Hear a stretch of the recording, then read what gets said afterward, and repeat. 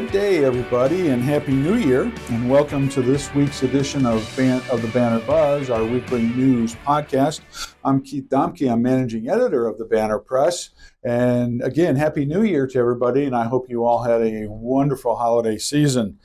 I'm pleased to welcome our special guest today, City of Brenham Tourism and Marketing Manager. You got it. Katherine Briscoe. Katherine, thank you. Appreciate you taking the time. I look forward to talking to you and continuing the talk we had with Jennifer a few weeks ago about the Smithsonian exhibit and the Century Assignment and a couple other things like that. So thank you. Thanks for taking the time. Thank you for having us. We appreciate it. So, and before we get started, I'd like to extend a special thank you to our podcast sponsor, Mark and Mary Troth.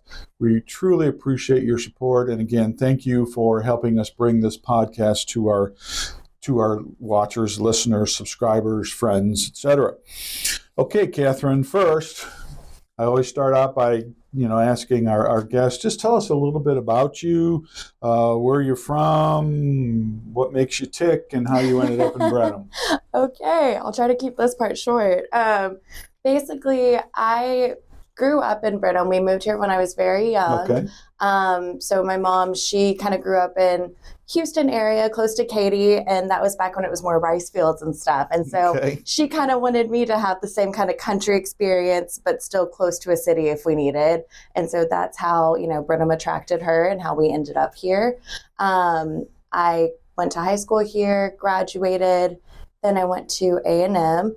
I studied business there, and then graduated a little early, hoping that I was going to go into, international business track was the direction I was kind of heading. And I speak Japanese fluently. So I was I was actually going in that direction, had plans of going over there. And then I graduated right before COVID, and it kind of changed it a little bit. As it did for a lot of us. It did, yeah. Story of a lot of people's lives right there. But it all worked out, and, didn't really think at that time I was going to come back to Brenham.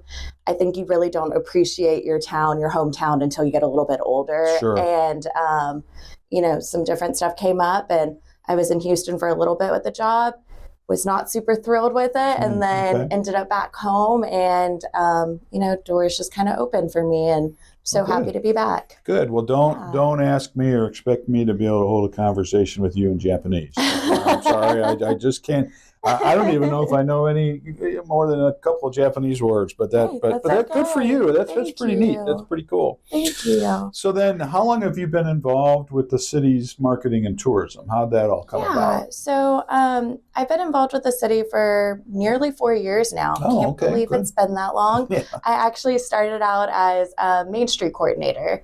So I was in more the downtown area, and then Jennifer kind of took me under her wing, and then it branched out into more me being with Visit Brenham.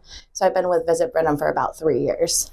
So with that, with your job and your title and so forth, what are you all responsible for within the tourism and marketing envelope? Where do I start? Take your time. Take your time. So I am the manager of Visit Brenham, essentially. Mm-hmm. So kind of what that goes with, we have a lot of different branches, but one of them would be the visitor center. I oversee the visitor center. I have a great group of staff that helps me with that. We are open 7 days a week. And so that's kind of like the public perspective of what we do. So we are there to help out with any questions they might have, to kind of guide them throughout not just the city, but the county as well, because Visit Brenham is the destination marketing organization. Right. Or a DMO. And so we don't just do City of Brenham, we also do Washington County to try to promote people to come, stay overnight, enjoy the area. Okay. Yeah. Okay. So when people come to the visitor center, are you there a lot of the time? My office is actually over there, so I am there quite a bit. I may not always be the front person. We do have some staff members there, but it really just depends. Sure. Sometimes we're busy and it's all hands on deck, so it really just varies. And then also I'm the main point of contact for our over 350 plus tourism partners that we have. So, it's really important for me to kind of keep those relationships, make them feel confident in our capabilities, and then just, help them out any way I can. 350, that sounds like a lot. It's a lot. Yeah, it is a lot, but it is great. So then what do you like most about your job and your responsibilities? Yeah, I would say, I guess one of my favorite things is just kind of watching people fall in love with your hometown. You know, like it's so nice to see that. I kind of mentioned earlier, you don't realize how good you have it in your town until you grow older, and just seeing people from Houston, Dallas, I mean, out of state, wherever, Sure. and they come and appreciate the small town charm and everything we have to offer here. It's just really nice to see. And then I also really like to kind of surprise people with what we have to offer in Brenham, because, you know, a lot of people, we're changing it, but a lot of people kind of focus in on Bluebell, and that's what Sure. they think about with Brenham. Sure. Ice cream is ice cream. Exactly. No, and it is such a big attraction here, and we're so grateful to have it. But there's a lot more to do here with, you know, history and everything else that we have that people aren't necessarily aware of. So when they come here and they just want to stay for an hour or two, and then we convince them to stay overnight, it is a huge, huge accomplishment. Well, I'm one of those people who has come to Brenham and has fallen in love with it. So Wonderful. You know, it's been about 2.5 years for me.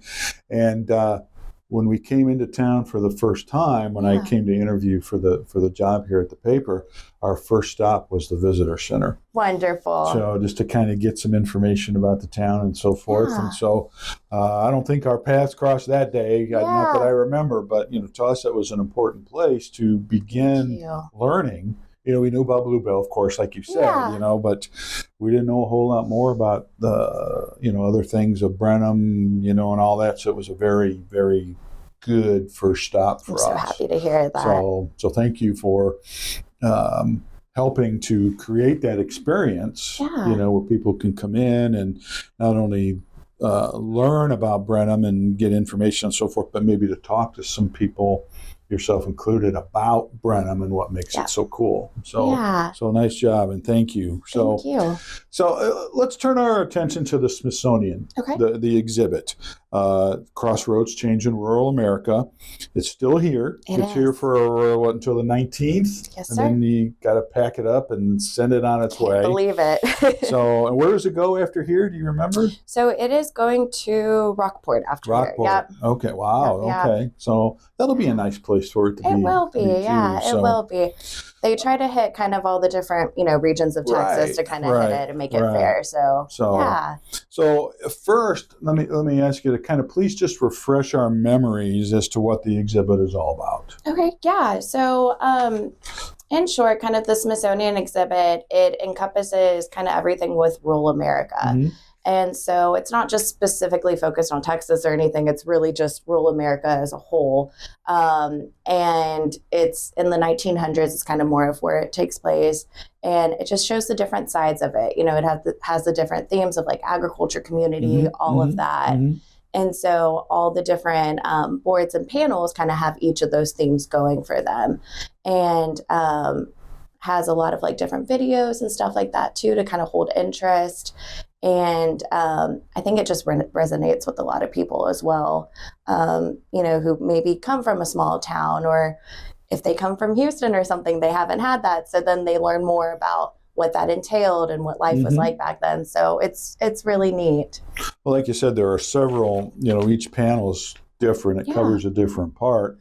And so it's really just a neat experience to, if you have the time to take your time and walk through it and read. And I know there's at least a couple of hands-on exhibits. When I brought my grandsons there, they were goofing around with that kind of stuff a little bit. So, but let me ask you then, so why is it important, do you think, for our city in Washington County and other places like Rockport, wherever else it's going, to be included as one of the 7 cities to be chosen to host it? I mean, why was that such a big deal? You know, I think it's such an honor to be chosen for it. I mean, the name alone, Smithsonian, draws so many people to your area. So we're really, you know, excited with all the people who, yes, there's a lot of visitors who have come and they've been to Brenham before, but they heard about the Smithsonian. But there's also others that they haven't come to Brenham and they saw a news article or something and it said, Brenham is, you know, where the Smithsonian exhibit is, and they've driven a few hours to come see us. And it is just such an honor to kind of get that. Sure. And then besides just the immediate impact, I also think it's a long-term impact too. We were able to accomplish a lot of different goals with this. So not only were we able to have that exhibit, but we also had the local exhibit at the Simon, which I know we'll talk about later. And then also we were able to do the Freedom Colonies exhibit in Bell's Alley. And then also the sound walks throughout the county and Cape Town. So, we got to hit a lot of things off our list during this. And so we're just really happy that, this kind of stuff came out of it. And then also people remember that, hey, I got to see the Smithsonian exhibit in Brenham. That's right. There's just something with the name Smithsonian. Exactly. I mean, you think of that and you think, wow. I mean, the name in itself, I'm sure, was a draw, and as well as the exhibit. And I'm glad you touched on the, the little walk-through places around the county, including the couple we have here in town. Those are kind of, I don't want to say hidden gems, but they're not as well known, I'm sure, as what's here, in the Barnhill Center. But can you kind of... There's one in Burton and there's one in Chapel Hill. Is that correct? And there's one in Washington? So we try to hit all the different communities in the county. So Burton, Chapel Hill, Washington on the Brazos, and then Independence as well. That's right. So they're kind of all over. And then the one in Brenham right now is Camptown, and then the Freedom Colonies that we have. So yeah, we kind of try to hit them all over to get, spread the love a little bit. Sure. Everybody has such an interesting story to tell. And I mean, I'll tell you, even Independence, they were so excited about this, and they have such a unique history there, and then they couldn't wait to tell their history and, give more of a story to everybody. They kind of already had some panels and stuff going, but we were able to kind of develop that into more of a sound walk experience so that people could just immerse themselves in it. Well, and what's neat about those is that they're permanent. Exactly. Exactly. You don't have to be in a rush. You don't have to get there by January 19th and all that. So yeah, that's neat. When I walked through the Smithsonian exhibit for the second time, I took a little bit more time and read more of the panels and so forth. And there's like we said, there's just so much neat information and history, which history is such an important part of any community, any county, any state. Exactly. And so there's some really interesting information. Again, my grandsons who are 12 and 9, they even got a little bit, and they're not even from Brenham. Yeah. They got a little bit involved in reading all that and thought some of that information was kind of neat. Yeah. Yeah. So I say that to say this. Of all that information, do you have a favorite part of the exhibit? Oh, man, that's hard. Is that a loaded question? It's loaded, but I'm going to answer it a little different. I think my favorite part is that, kind of like you said, kids were able to enjoy it and stuff. I like that it can reach all age groups and that everybody can kind of enjoy it. We've had so many school groups that have signed up to come. Oh, yeah, I'm sure. Homeschool groups, all kinds, private schools, public school, anything. And we've also had a lot of precinct bus groups and stuff come. So it really reaches a whole span of it, and they all appreciate it in different ways. And it's super interactive too. So then the kids feel like there's something for them to do, and then, anybody else, they can just read it, enjoy it, maybe bring back memories and that kind of thing. Sure. Yeah. So what kind of comments have you heard by those who have gone through it, whether they've emailed or called or, through conversations at the exhibit itself, but what are people saying about it? I think it's bringing back a lot of people's memories. They're getting a little nostalgic about it. We've seen that. I mean, because you don't have to just be from, obviously, Texas in order to relate to this. It's from all over. Texas was one of the last states to kind of get this exhibit and do this. So it's kind of nice. We had someone from Kentucky who came in, and they were just like, oh my goodness, one of the houses on here looks like the kind of house that I grew up in. And they started going into their story, and they said it was a memory they kind of forgot, but it brought it back for them. So just kind of nice to hear that as well. So, not trying to put you on the spot, but I guess I kind of am.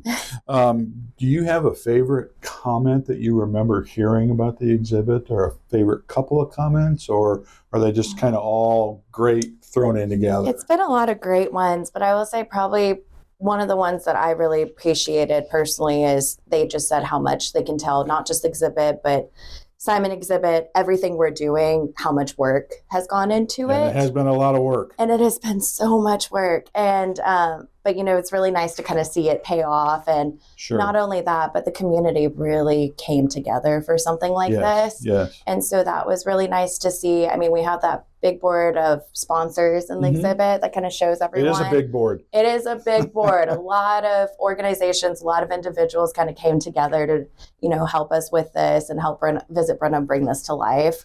And so that's amazing. I mean, even the chamber has helped with like ribbon cuttings and just doing different stuff with it. So I'm just really appreciative of all the effort that has gone into that. Well, and I like too, you have, is it 3 boards where you have sticky notes and people can write comments? Yeah. That was kind of a neat thing. Yeah. And even I even stopped by those and kind of read some of those notes, and some They're of them fascinating, were really, aren't they? it was really cool. Some of them were kind of silly, but that's okay. But yeah, that was a neat thing that was added that really provided a way for a little bit of interaction, and we wanted to connect it to Brenham, and bring it back to that. So yeah, thank you for noticing that. Yeah. So at this point, with a few days left in the exhibit, do you have any idea of the number of people who have gone through? Yeah. So as of today, we've had nearly 2,000 people come, which isn't bad considering we still have 2 more weeks left. And then also we have a lot of group tours. I think almost every day for the next 2 weeks, we have a group tour coming in. And so, feeling pretty good about it, really happy with the reach we've been getting from it. I'd call 2,000 a pretty hefty, I think so. Good, decent number, and then again, if the groups come through, if they sign the guest book, they may just say so-and-so organization, and there might be 40 people. Exactly. So that's really not, I would guess, not added to the total. We're doing the best we can to kind of keep track of it. But of course, things are going to change a little bit, but we do our best with that. Well, that's really cool. Thank you. Cool. So any quick final thoughts on the Smithsonian exhibit before we turn to the Simon?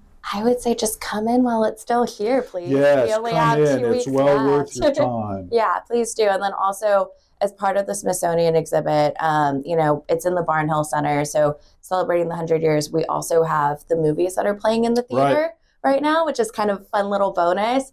As long as there's not an event going on in the building, we're able to do that. So, please come down and learn a little bit more about the history of Brenham as well. Right. Well, and then the twin exhibit there in Morris Hall is the Century of Simon, which is really cool, how the Smithsonian and this being the 100th year of the Simon Theater kind of, they were pulled together for, so, and that Century of Simon exhibit is just, I really enjoyed that. Thank you. Just going through and, watching the little movie snippets and looking at all the posters and the history and, some of the comments. It was, I didn't have enough time, so I may have to try and just come back to see that one more time. But, of course, it has, the Merry Widow, which was the first movie shown in the Simon 100 years ago. So what are your thoughts on that exhibit? It's kind of like what you said. You're actually not the first person to come in and say, "Oh, I need to come back." We've had a lot of repeats, actually.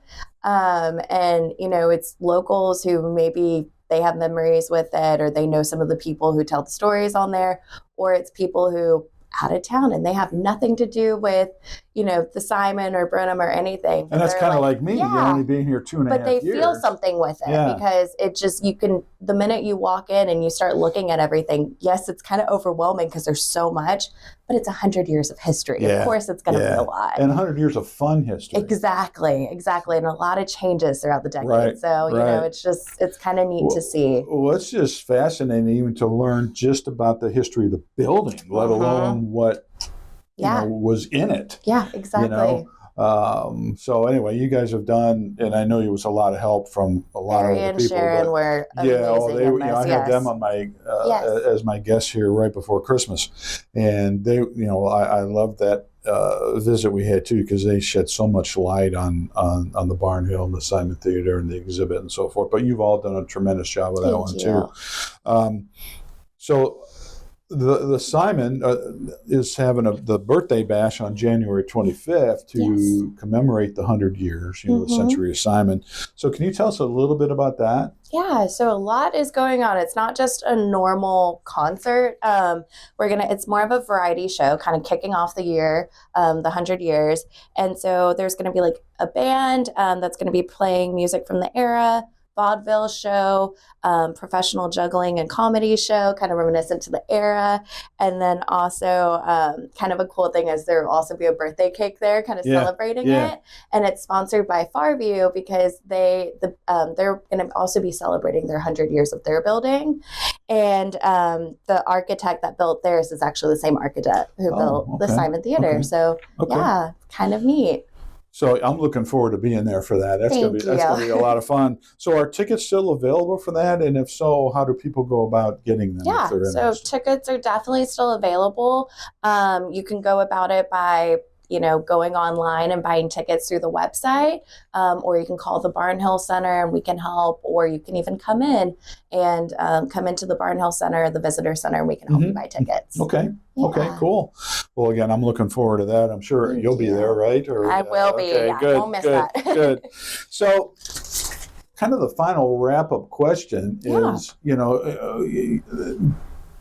Brenham Tourism Marketing, what you and Jennifer and your whole team does is so critically important to not only Brenham, but the county and so forth. So once we get this behind us here at the end of January, what's next for you guys? Oh, man, one step at a time. But I would say, the first thing that's coming like immediately would be spring season is very busy. Right. So we always get hit with a lot of traffic during the springtime with bluebonnets and festivals and different things. So that's a big one. And then I would say after that, some really exciting thing that's happening in 25 would be is we're actually waiting to get final word on being one of the inaugural communities for being Texas tourism friendly certified. Oh. So really excited about that. You'll Hopefully, have to let us know. We will.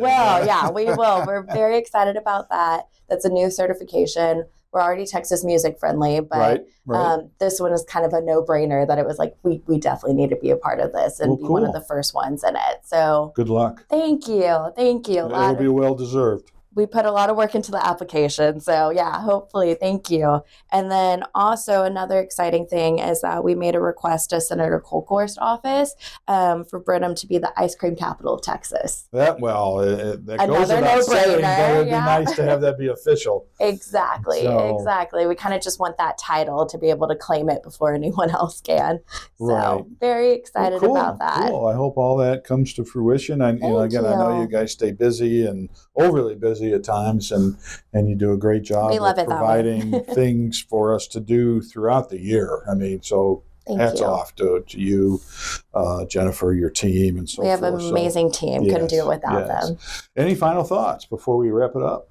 I mean, I said it once, but I'll say it again. Please just come down and see it before it leaves. There's only, I think, less than 2 weeks at this point left. Yeah. So please come down and see it before it's gone. Again, it's well worth it, folks, to spend whatever amount of time you have, even if it's just a quick look while you're downtown doing other things, shopping, etc. It's well worth the time to check out the Smithsonian and the Simon, and it's also worth your time if you get out there to visit the other sound walks and the other exhibits that Katherine and her team have helped put together and so forth. So thank you very much. I appreciate your time and appreciate all the work you and the team there does for folk like us who like that kind of stuff. Brenham's a great place to live, and what you folks do is a big part of that. So thank you. So thank you. That means a lot. And again, those of you've been watching the Banner Buzz podcast. Thank you for tuning in this week. And again, this is just one of the many, many ways that the Banner Press remains Washington County's leading source of news and information. We're proud of that. We put a lot of work into it, and this podcast with just wonderful guests like we have today is just really, really fun. So again, thank you, Katherine. Thank you. Appreciate you taking your time.